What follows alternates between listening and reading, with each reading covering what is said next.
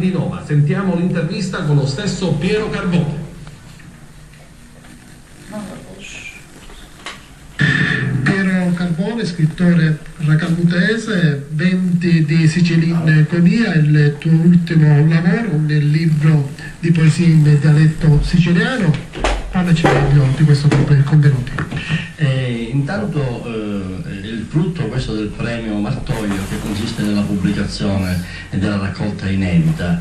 Il titolo 20 di Sicilinconia nasce da una suggestione di versi di autori spagnoli, in particolare Hierro, Io libre y felice come un vento, io libero e felice come il vento, a dire l'impalpabilità della poesia, viento contra viento, io torre sin mando e medio, insomma torre senza comando in mezzo alla tempesta, in mezzo alle correnti.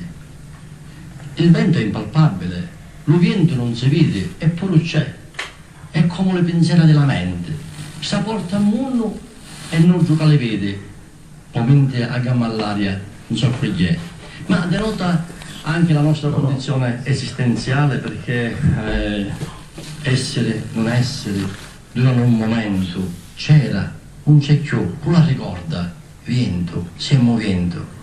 Questa condizione esistenziale va collocata però in un tempo e in uno spazio che è la Sicilia, erano 20 di Sicilinconia.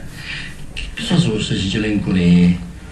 Pampine di vigna mertecata, pampine di un albero caduto, a dire una condizione che richiama la malinconia, è vero, ma se noi spostiamo l'accento diventa Sicilinconia, Sicilincunia, d'Ancunia, l'incudine che batte il ferro e lo modifica e lo plasma, così come si può plasmare la realtà. E allora l'augurio è che i 20 di Sicilinconia possano diventare 20 di Sicilincunia.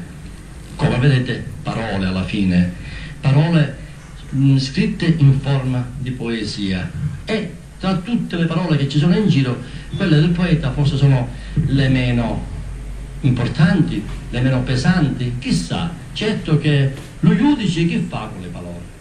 Condanna e assorbe, lo parlino benedice, da divenne l'avvocato e montua medicine l'infermiere diplomato. Un politico un papocchia va dicendo, poi si vede, e lo poeta che fa con le parole? Da divenne senza essere avvocato, senza essere parlino benedice, condanna e assorbe, con orta l'impelice. Quando tu parla oppure si incania, ti dice cose nivole e pare che va via.